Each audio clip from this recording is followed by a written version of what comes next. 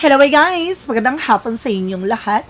I am Chin Rodriguez, pamasigari channel of Faith Healer Ozo at our reader. So ngayong hapon na to, tingnan natin ano kayong sabihin sa inyo ng ating mga gabay. So this is an urgent pasilip na para kay Baste Duterte. Hagilapin natin at tuklasin natin maaaring masagap natin sa energy niya. Itong reading na to ay pawang gabay lamang upang masilip yung mga bagay na posibleng mangyari sa hinaharap. Upang magsilbing gabay para sa kanya. No, tulong no para maiwasan yung mga bagay na hindi kaya-aya magaganap. So guys, don't forget to like and subscribe my channel.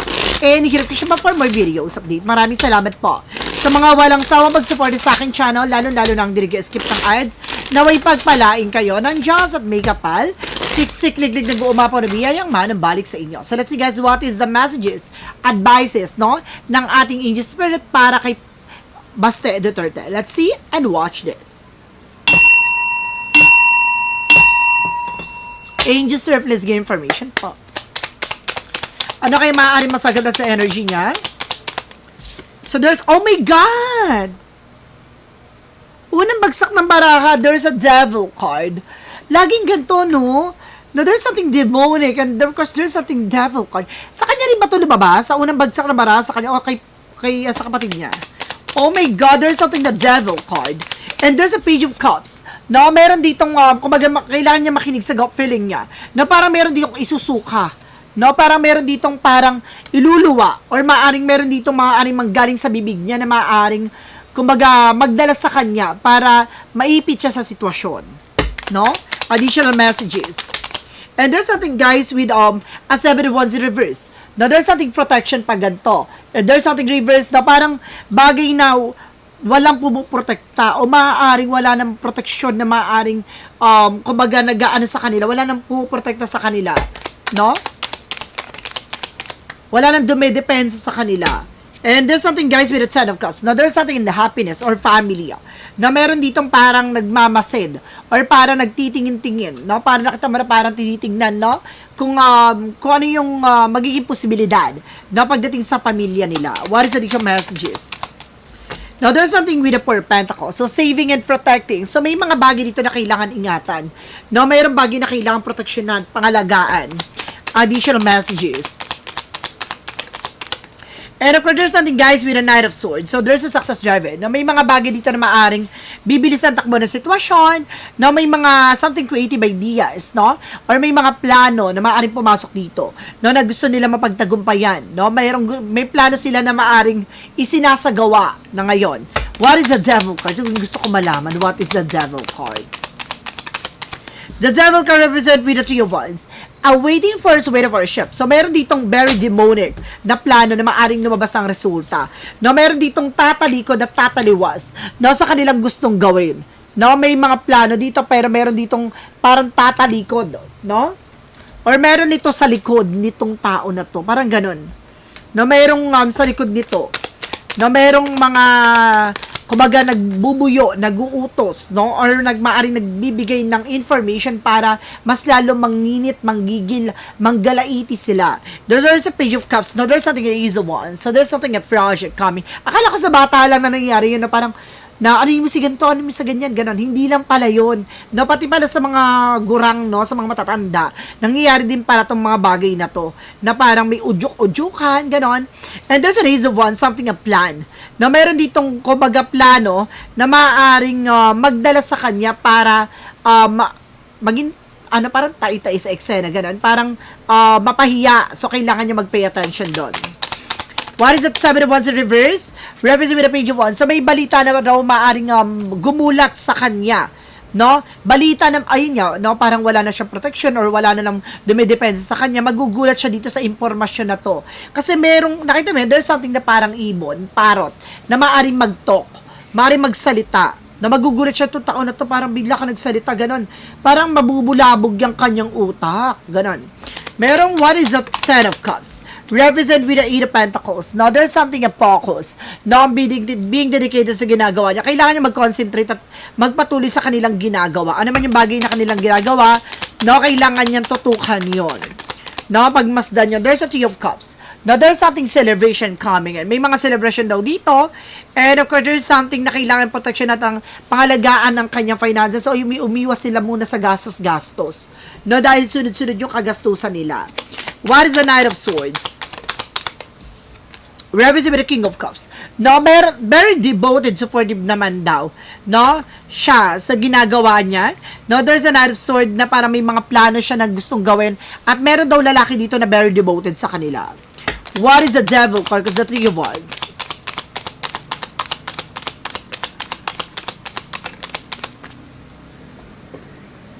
Now, there's something, Devil card, because the Three of Wands represent with the Knight of Swords, or Knight of Cups. Now, there's an offer. So, may mga hinihintay siyang information, at meron daw dito mag-o-offer. No? Meron, o maaring merong magbigay ng offer. O, at the same time, merong apology. Hindi ako na-sense dito. May apology. And there's something at King of Swords, with the stop the pattern. So, meron bagay na kailangan putulin, tuldukan.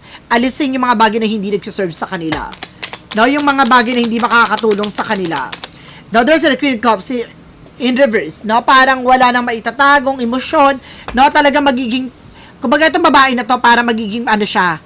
No, parang, kumbaga, parang pasmado yung bunganga. Parang ganun. Para magiging, madulas siya sa kanyang mga sasabihin. No, hindi niya na pag-iisipan. Itong babae na to, magugulat na lang siya. No? And there's a Six of Cups. Okay. Meron about dito sa kanilang family related. There's something a familiarity or family, no? And connected sa kanya. No, about sa family nga, there's a ton of kasi na happiness or family related. No, meron silang bagay na about sa ginagawa na parang, kumbaga meron silang iniingatan. No, pinoproteksyonan dito. What is the Four of Pentacles or the Three of Cups? Represent with the Ace of Pentacles. There's something a big shot in big money. So, meron dito na kailangan nila proteksyonan. Kasi sunod-sunod yung mga binabayaran nila, guys. No, sunod-sunod yung mga kagastusan nila. Kailangan nila maghigpit ng sinturon. Now, let's see what is additional messages. And there's an Ace of Swords, no? Meron dito puputulin, no? Kung ano, meron dito mapuputol yung eksena. Parang, kumbaga, meron ditong aalisin sa kanila na parang, kumbaga, it's either may mapifreeze na account sa kanila. Isa sa kanila mapifreeze yung account. Na dahil, kumbaga, merong suspect or maaring merong evidence na maaring tumukoy dito, maabot sa pera. Kaya pala something na parang kailangan nila magtipid-tipid ng bare life, no? For the outcome. So, represent with the Eight of Swords, there's a lot of toxic and negativities around. So, ito na nga, no, dahil nakikinig sila sa buyo-buyo, itong tao na to, there's something negative and toxic talaga. So, yun na nga, dahil mga nakikinig sila sa mga sinasabi ng mga tao sa paligid nila, lalo-lalo nitong yung tao na yon na bumubuyo sa kanila, no, masyado sila nagpaniwala doon, no? Kumbaga, binigyan lang sila ng mga informasyon na kala nila yun na yun, diba? Kumbaga, alam kasi na pasikot-sikot ang tao na yun na kaya parang nilaro din sila dito no? Ginamit sila. Additional messages. And there's something as Seven of Pentacles with a harvest time. So, ano man yung bagay na to, aanihin nila to. Ano man yung bagay na kanilang pinundar, iniipon, kumbaga ginawa, no, or pinaglaanan, or pinunla, no, itinanim siya nga anihin. And there's something high physics. Now, there's a hidden agenda, or there's a hidden enemy. So, meron daw dito ang pinaka-mystery sa likod dito, may sikreto na maaring mabulabog. No, babae na maaring, kumbaga magugulat sila, parang, okay, parang natapos na yung something hypnotized, something like that. No, parang naano rin sila ng something demonic na tao na yun No, ay marunong pala yun, no? Babae na nakikita ko dito, babae na marunong pala about dun sa ano, parang magaling siya mag-hypnotize, magaling siya mambudol, no? What is the Ten of Cups? What is additional messages with the Ten of Cups? The Eight of Pentacles, the Six of Cups, there's something at Two of Swords. So, kailangan nila ng decision dito. No, kailangan nila makapag-decision ng pamilya nila. No? And there's a Temperance, have patience. So, kailangan nila kumalma. Huwag silang maging aggressive sa mga decision nila. And there's a Two of Cups na by partnership daw dito. May partnership, etong partnership na maaring mabulabog, no, about sa mga kayamanang nakatago. There's a sign of na maaring magpabigat sa situation nila. Big sabihin, mahihirapan din silang kunin yun. No, kung sino yung pinagkatiwalaan na nila doon, mahihirapan din silang kunin. So, let's see what is additional messages with an angel spirit. No, what is additional message with the Angel Spirit pagdating naman sa kanyang sitwasyon, sa kanyang buhay? Alamin natin yan, guys. No, ano yung kailangan niyang malaman, pagkaingatan, ganon. So, there's a Four of Wands. So, there's something celebration, the word card. May travel deal dito. No, may gathering, may family gathering, not international. No, baka may balak din siya umalis, ganon. Pumunta na ibang bansa sa kanyang ama. With a Seven of Cups, confusion, magulo. Ibig sabihin, magiging magulo. No, ang kanyang pag-alis or maaring baka hindi siya makaalis. No? There's a confusion. Maraming bagay na maaring maungkat dito kasi there's a death card. No, meron ditong ending and yung beginning or meron daw dito tungkol sa death card. No, meron tungkol about sa namatay. No? Na maaring mabulabog, maungkat. There's a Five of Cups, no? Ito yung babaeng very greedy, no? No, there's something a Five of Cups for disappointment. No, kumbaga may mga part dito na maaring magsisi sila sa mga bagay na nangyari, magkakaroon dito ng realization. No? Dahil dito sa pagiging greedy nitong tao na to, babae ito na there's a Queen of Pentacles, no? Naging greedy sa power. No, yun nga. Na pati sila nadamar, ganun. Na talagang konektado. Parang domino effect, no? Kapag binagsak mo, tuloy-tuloy na atake, no? Additional messages. And there's something a Six of Swords. No, there's something transition. No? Mayroong part dito na kailangan nilang makaalis sa hindi maganda sitwasyon. There's a tower moment. No, there's a chaos. Babagsak talaga sila. No? Talagang guguho ang kanilang mga ipinundar o kanilang mga ginawa. There's a Knight of Wands, slow and steady. Unti-unti na siyang, kumbaga, kumukulaps. No? Nagkukulaps ang eksena nila. No? Kumbaga, gusto nila makaalis sa sitwasyon pero nahihirapan sila. There's a King of Wands. No, unti-unti na nakikita, no, yung magiging kalalabasan dito at unti-unti na nakikita yung bigger picture, no, na mga nangyayari dito sa paligid nila. No, pero of course, pagdating naman sa kanilang pamilya, alamin natin. No, sa kanilang pamilya, no, family the third, alagilapin natin. Oy! Sa pamilya nila, there's something a Five of Swords. Self-sabotage. Now, there's something paggisa sa sariling mantika. So, yung pamilya nila talagang gigisa sa sariling mantika. And there's a Four of Swords, something rest, na parang lagi nakakaramdam na pagod, stress, fear, takot, pangamba. And there's an Emperor. Oh! Simula na pagdating dito sa kanyang ama with the Emperor, something, kumaga yung former president, no? Na si, yun nga, nung kanyang ama, ay maaring ma-stuck sa situations din. Marami pang mga bagay na mabubulgar din sa kanya. No, marami pang malalaman dito na maaring konektado sa kanya. And of course, there's something, a star card for healing. So, it's more on healing. It's more on healing and of course, cleansing. Parang bagay na parang lilinisin, hihilumin. No? Let's see, gusto ko i-clarify bakit lumabas yung star card. So, there's a Page of Swords because there's something a Knight of Wands. Okay. Kaya lumabas tong star card na to kasi parang hindi pa sila nawawala ng pag-asa. No, na makakaalis sa sitwasyon. There's a curiosity. Kumbaga, nag-aalam-alam pa sila na para makaalis sila dun sa sitwasyon na yon. So, let's see. Additional messages. And there's something a Chariot card. Now, there's an action movement. Magkakaroon ng changes sa development dito sa eksena nila. And of course, there's something with the Strength card. And of course, there's something the Six of Wands. No, kailangan nilang maging matapang para mapagtagumpayan ano man yung bagay na kanilang pinagdadaanan ngayon. So, maraming silang bagay na kailangan pang ma-realize. No? At malaman dito. And there's a Knight of Pentacles. See? May potential sila na maging malago pero nakakulong sila sa hindi magandang sitwasyon. No? Kumbaga, masyado silang nakinig sa isang tao na minsan nang nakakulong sa eksena na yan. Nakita mo yan? Ito yung parang nagtotok na nagsasalita, ganito, ganyan. No, nakinig sila. No, sa taong, kumbaga, nakakulong sa eksena. Ganyan. So, let's see. Additional messages. From a shadow worker represent what?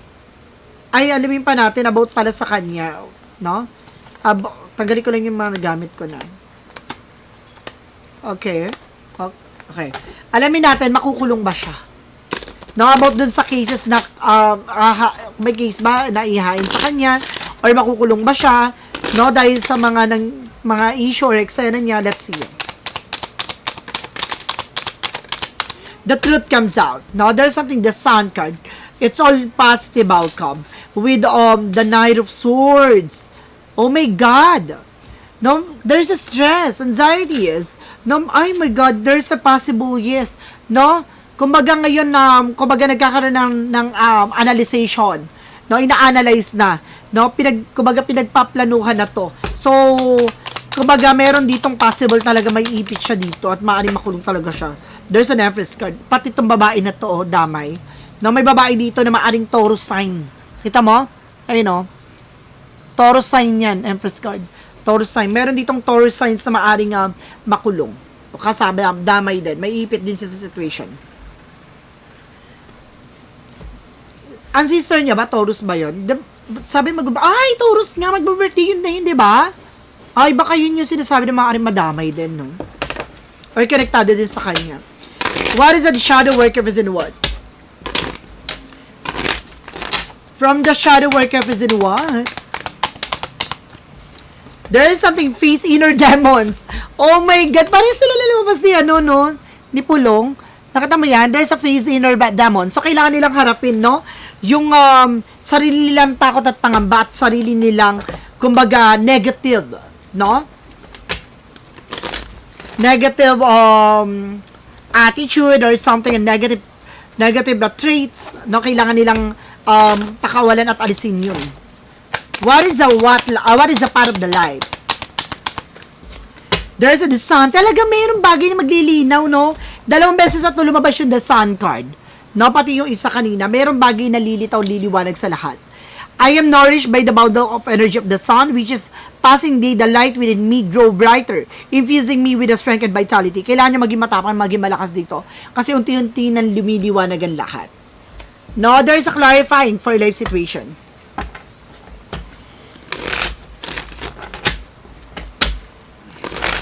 Unti-unti nang parang tutupukin ng liwanag ang madilim na parte ng buhay nila.